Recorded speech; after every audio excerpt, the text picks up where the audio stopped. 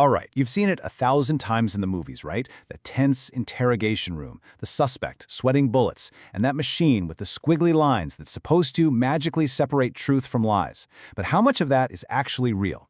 In this explainer, we are going to pull back the curtain and figure out what's fact and what's pure Hollywood fiction when it comes to the infamous lie detector.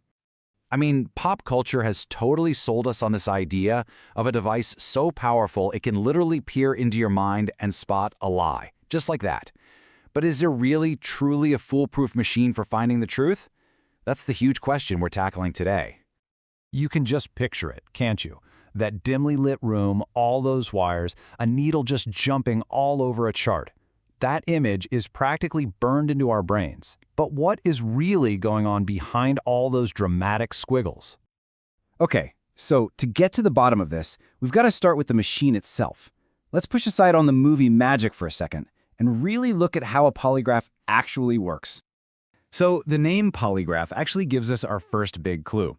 It comes from the Greek words poly for many and graphos for writings. And that's literally all it does. It's not writing truth or lie. It's just recording a bunch of your body signals at the same time. Many writings. That's it. So how does it get those many writings? Well, it's basically a four-step process. First, they hook you up with sensors to measure things like your heart rate, your breathing, even how much you're sweating. Second, the examiner tries to establish a baseline, your normal, by asking you simple, non-threatening questions. Then come the real questions. And finally, the examiner just analyzes the charts, looking for any big jumps or changes from that baseline. And all of this leads us to the biggest question, right? The million-dollar question. How accurate is this thing? To answer that, we have to understand the single most important thing about this machine. See, it's definitely measuring something, but it's probably not what you think it is. Okay, so this is the absolute key right here. Look at what the polygraph is actually measuring. Heart rate, breathing patterns, and skin conductivity, which is just a fancy way of saying how much you're sweating. What do all these have in common? They are all physical signs of arousal, or to put it simply, stress. So the machine measures stress, but what does everyone think it measures? Lies. And that massive disconnect, that's everything. And here is the fundamental problem. Just think about it for a second. Let's say you're an honest person, but you're being accused of something you didn't do. Would you be calm and relaxed while hooked up to this machine? No way! You'd be terrified. Your heart would be pounding. So how on earth can a machine tell the difference between the anxiety of a liar and the pure fear of an innocent person? There's a really simple analogy that makes this crystal clear. Just think of the polygraph like a smoke detector. A smoke detector is great at its one and only job. It detects smoke. But when that alarm goes off, you have no idea if your house is on fire or if you just burned your toast. It can't tell you the source of the smoke, right? Well, the polygraph is exactly the same.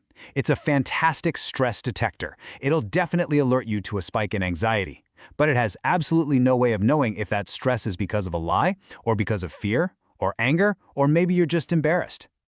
So when it comes right down to it, how accurate is it? Well, once you strip away all the hype, a whole bunch of serious scientific studies have concluded that its ability to actually detect a lie is no better than a coin flip. 50%! Yeah, you could literally get the same results just by guessing.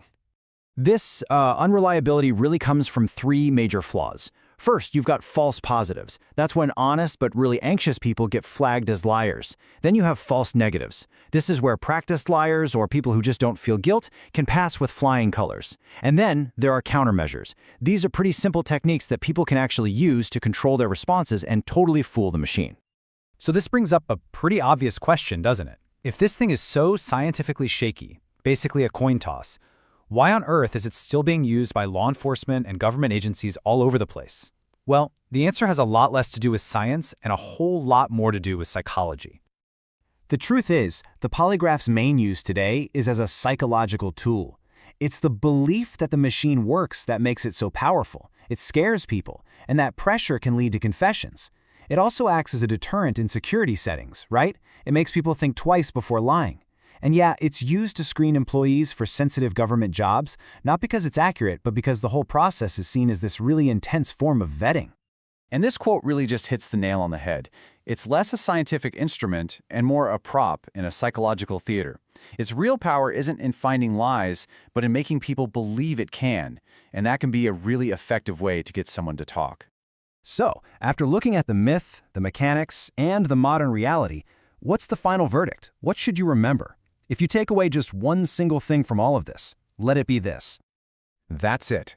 That is the entire story in one sentence. It is a stress detector, not a lie detector. The polygraph does not and it cannot detect lies. It detects stress. And as we know, stress has many, many causes. If you just remember that one simple fact, you can cut through all the noise and all the movie myths. And that leaves us with a really fascinating final thought, doesn't it? We've kind of debunked the machine, but that human desire to know the truth, to spot deception, that's not going anywhere. So if a machine with all its wires and sensors can't do it reliably, then what can? And maybe more importantly, is that something we should even be trying to find?